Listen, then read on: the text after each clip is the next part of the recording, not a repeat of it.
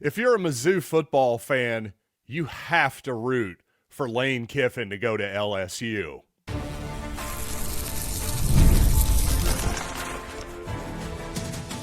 You are Locked On Mizzou, your daily podcast on the Missouri Tigers. Part of the Locked On Podcast Network, your team every day.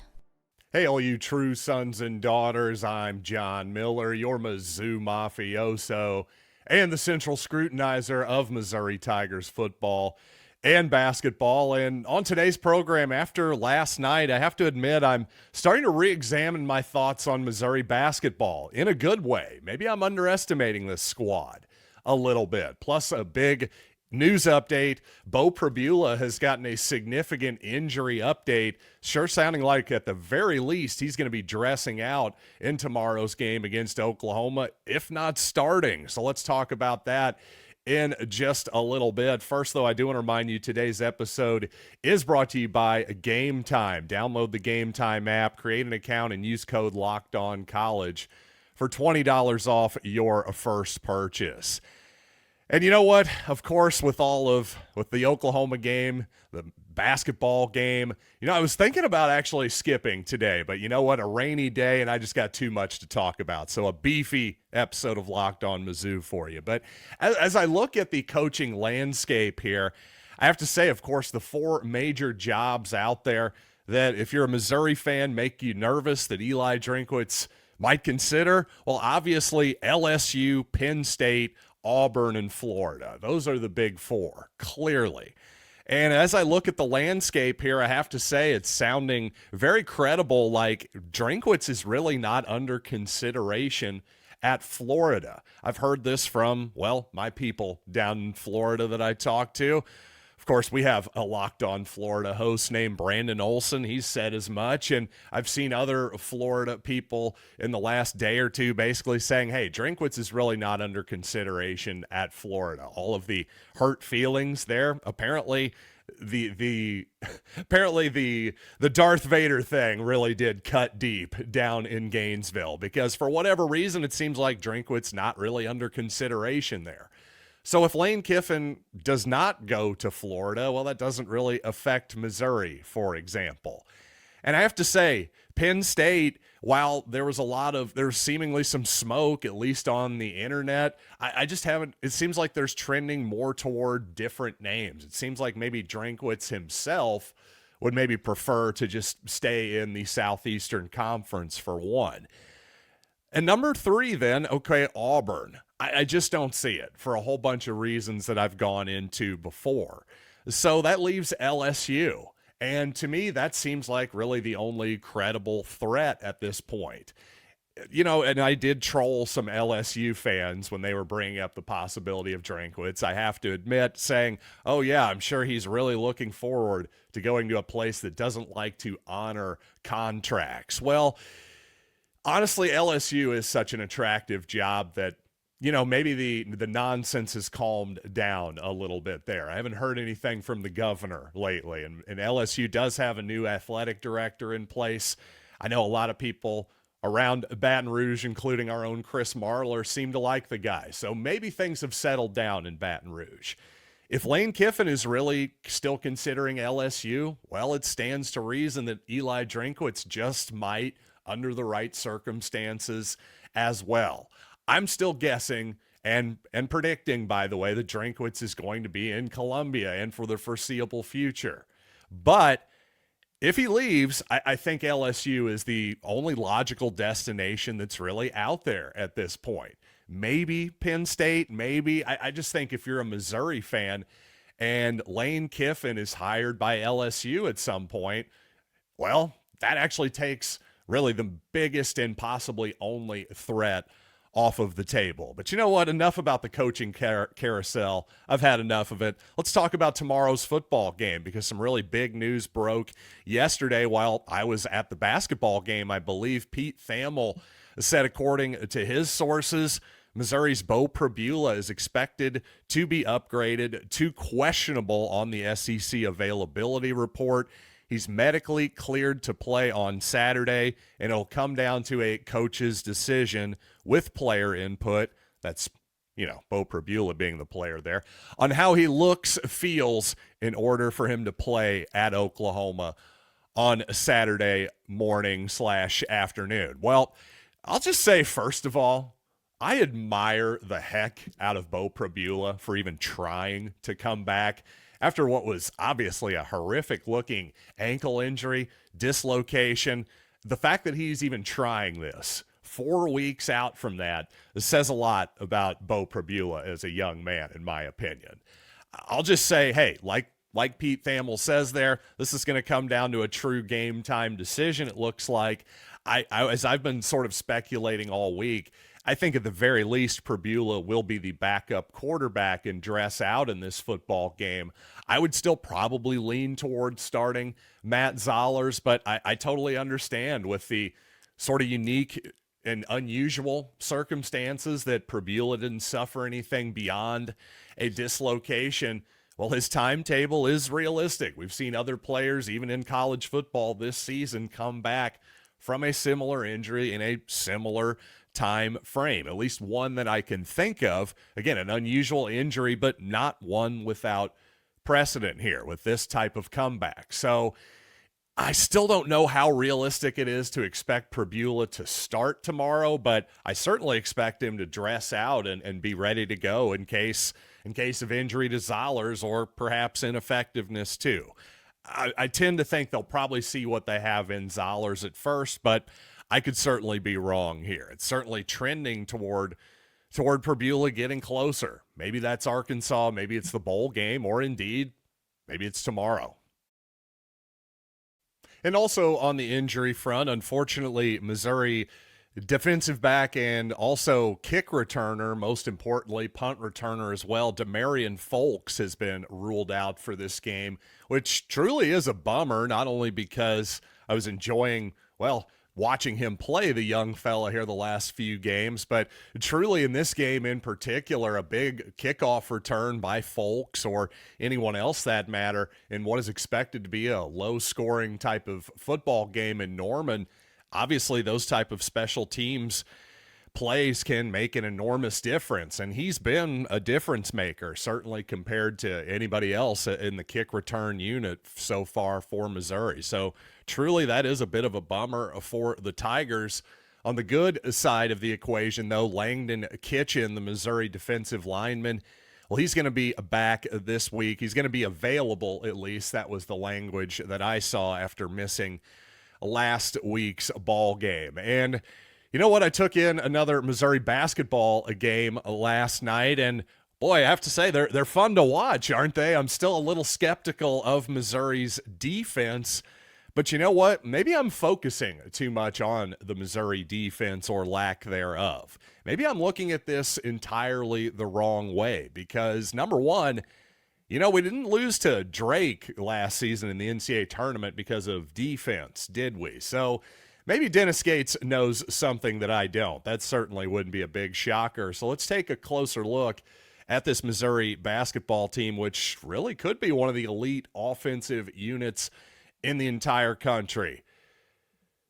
But you know what? First, let's talk about some game time. And you know what? College football is about to wind up, and that makes me sad. But you know what doesn't make me sad? The ease of getting tickets and also just figuring out the market in general with game time. And speaking of that market, if you're trying to get in last second to the Sooners game tomorrow, good luck. $340, the cheapest ticket I have found. That's in the upper deck. So as much as I made fun of the Sooners for charging $250 a pop to Mizzou fans for their away tickets, well, maybe they weren't too far off. You'd have had a lot better deal just getting it through the athletic department. But you know what? Tons of opportunities to get great deals, especially on Missouri basketball coming up. If you want to get in for cheap, now's the time to do it. Game Time's the place to do it. And take the guesswork out of buying all your tickets with Game Time. So download the app, create an account, and use code LOCKEDONCollege for $20 off your first purchase. Terms apply. Again, that's promo code LOCKEDONCOLLEGE for $20 off. Swipe, tap, ticket, go. Download Game Time today.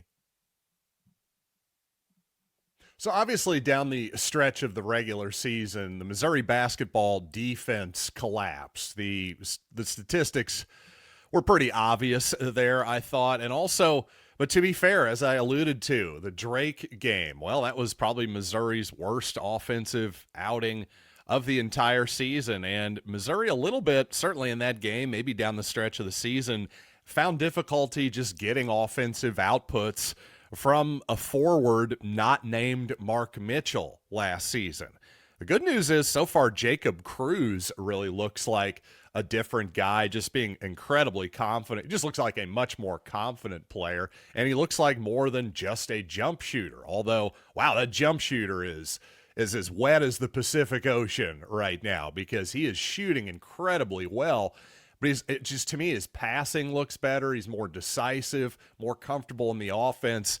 And importantly, he's hitting the defensive glass better this season. That's definitely something I'd like to see. And speaking of hitting that defensive glass, well, Jevon Porter seems like he's doing that lately too, especially last night, a double effort for Porter. He was perfect from the floor. Boy, you could really tell he was feeling it. He hits a step back jump shot from about 16 feet or so in the second half. Porter was just outstanding there. And man, if Dennis Gates has maybe taken Porter's game to another level potentially in this offense, man, he's got some skills at that size. Again, if Missouri was looking for more offensive production at the forward/center spot next to Mark Mitchell, well, it seems like they've certainly got more options this season. Trent Pierce hasn't even played this season. Obviously, Porter has been pretty good the last couple games after starting slowly. I think, obviously, Luke Northweather has been a pleasant surprise, I think. And he's sort of fit the same profile that he had at Oklahoma, a guy who spaces the floor, doesn't shoot it a whole lot inside, but it seems like he's really, that fits him perfectly, almost in this Dennis Gates offense right now. And indeed, Missouri has scored over 100 twice so far. They've scored at least 83 in every ball game. Again, the opponent matters a lot here, but even against Minnesota, an 83-60 victory, hey, obviously Minnesota's not the best team in the Big Ten by any stretch of the imagination. In fact, they're probably one of the worst, at least they're projected to be so. And yet, that's still a Division I Big Ten high major basketball team with real athletes, guys that at the very least should be able to punish you on the glass. And while this Missouri team is never going to be a great defensive team, I don't think they're ever going to be a great defensive rebounding team. If they can just be okay, maybe that's okay. If they're this good offensively and right now 13th in the country, that's pretty good. I'd say 13th in the country is pretty darn good and better right now, at least if they keep up this pace. That's better than a lot of the best teams in Missouri basketball history, and it favors and compares quite well with last season's offense and Dennis Gates' 9th-ranked offense his first season as well. Again, here's Dennis Gates' offense. If you include this season, let's go back to 2023. 9th in the country, then 136, we know that season, then 8th and 13th. So to the idea that Dennis Gates can coach up some offense, I mean, we're seeing it. It's just the guy knows how to get the best out of his players. He can create an offense. There's no doubt that Dennis Gates can do that. To me, as long as, of course, with that, if you're going to have the best offense and the best 5-out floor spacing, that's the preferred type of basketball that Dennis Gates wants to play. If you're going to have that, well, you're going to have some trade-offs. That means you probably aren't going to be the best rim protection team. It means you're probably not going to be the best defensive rebounding team. But the good news for Missouri is they do have an option. They have an option in the form of Sean Phillips. Unfortunately, that option wasn't there last night. He sat out the game with an illness. But certainly Phillips is a rim protector. He's a guy who can dunk the crap out of the ball around the rim, and he's a rebounder too. There is absolutely no doubt about that. So, even though Phillips, obviously you put him in for Northweather, for example, or Jevon Porter, who needs to be playing more 4 and 5 than the 3 spot where he seems to be starting, but that's another discussion. I think obviously Porter had the right idea if that's the theory last night. He was mostly around the basket, didn't shoot any 3-pointers in the ball game, but again, it's mostly about defense for him and these perimeter-oriented taller guys. Just get on the defensive glass, and I'm fine with that trade-off. Again, back to that trade-off with Sean Phillips. Clearly, when he's in the game, your offense isn't going to be as efficient, especially if he's next to Mark Mitchell. That's going to make your floor spacing a little bit difficult. But, again, in a break in case of emergency situation against, if you're just getting destroyed by Florida or whoever it might be, a much bigger team on the inside, well, you've still got Phillips. So I like the malleability there of that particular option for Dennis Gates and this squad. And obviously, Missouri is probably not going to shoot, what are they shooting on the year? 45% from the 3 as a team. That's probably unsustainable. Everybody likes to say that word. So they'll probably fall back maybe closer to 38, 39% for the rest of the season, you might expect. But I also don't really expect them to be one of the worst free throw shooting teams in the entire country either, which is the only real black mark on what Missouri's been doing offensively, although they've turned it over a little bit too much as well. So the turnovers have been a little bit too high, but boy, when the Tigers actually get up a shot, they're making their 2s, they're making their 3s at just a blistering pace right now. And really just based on how this team is constructed, I don't really expect that to change all that much. And really, the Tigers aren't even shooting as many 3s as you might expect. In fact, you look at the style components here at KenPom, I'm just now looking at this. Their 3-point field goal attempts per field goal, well, only 32% of their shots are 3s right now. That's 319th nationally. So while Missouri is shooting it at the 9th best clip, they're really not even putting up all that many 3s. So if anything, I can probably start shooting a few more and take the trade-off of a few misses, and maybe that's a net victory for the Tigers. The point is, this offense is looking pretty sustainable into the SEC. The question is still, will the defense hold up? I'm just thinking, you know what? Maybe it'll be good enough regardless for this to be a tournament team and a pretty formidable one.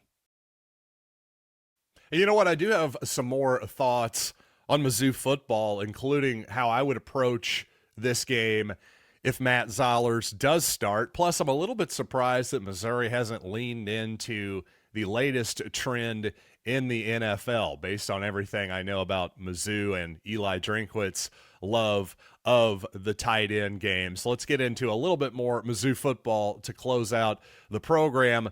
But first, I got to tell you about FanDuel, and the NBA is back, and there's no better place to get in on the action than FanDuel, the official sports betting partner of the NBA. And you know what? I don't want to talk about the NBA. Let's talk about the NFL, where I'm starting to think the Chiefs aren't going to win the division, people. You've heard it here first. I think I may have gotten that bet wrong. I hate to say it. But you know what?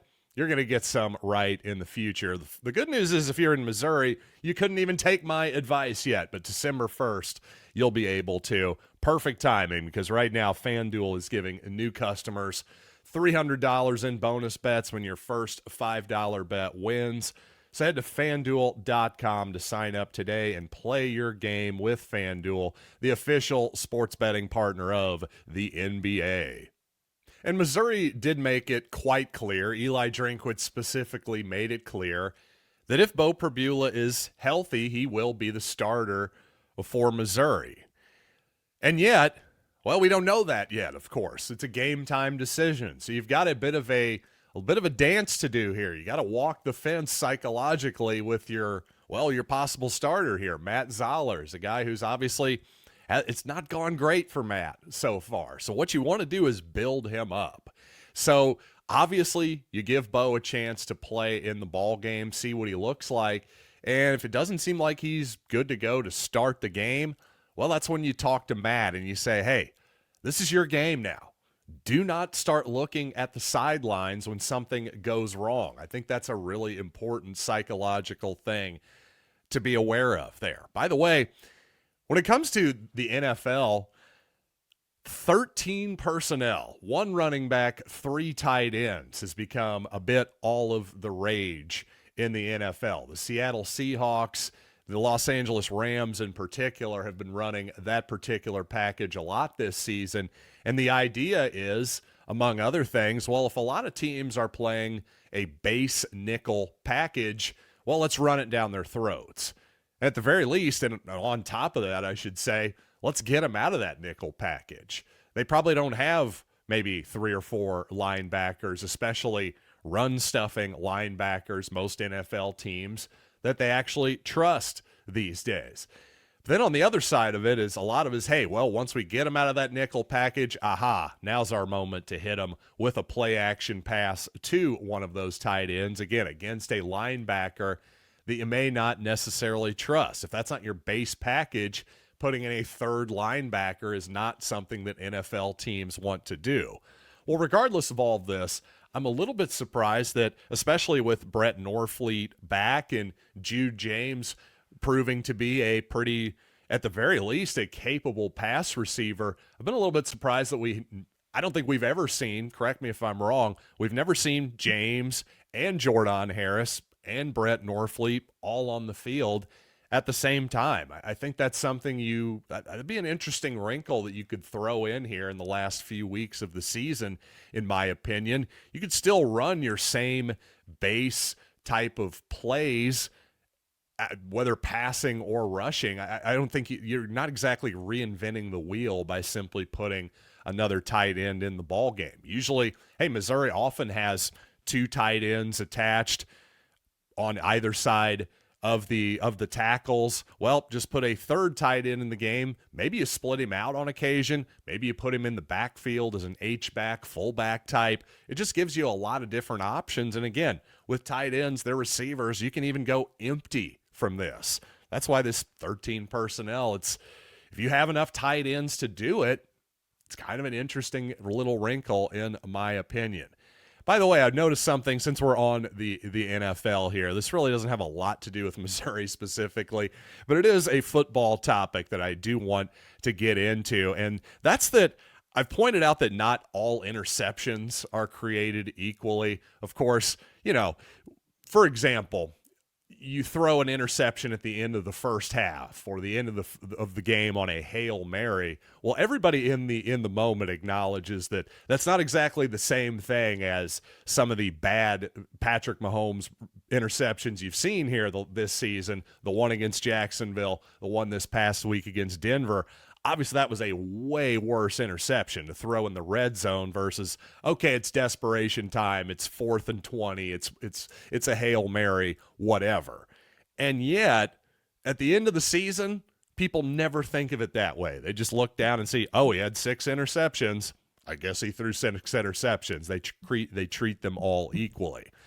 Well, I noticed last night a play that went kind of viral. Josh Allen for the Bills ended up taking a bad sack, or at least what looked like a bad sack. It was 3rd down and 10. The Bills were trailing in the game by 1 possession at this point. I think there was about 10 or 11 minutes left in the ball game. Well, somebody tweeted out, oh, if this was Shedeur Sanders, you guys would have killed him. God, you got to love the Shedeur Sanders mafia on Twitter, don't you? But anyway, I just thought that was kind of funny because the point I want to make here is that taking a sack on 3rd and 10 versus taking a sack on 1st and 10, to me, there is a mile of difference between those two things. And of course, in the box score, as the quarterback or as the defensive end, whether you get a sack on 1st down or 3rd down, hey, it's all a sack in the scorebook. But there's no doubt in my mind that, yeah, Josh Allen, sure, he was running around like a chicken with his head cut off, ends up taking a sack there. Arguably, he should have gotten rid of the football at some point.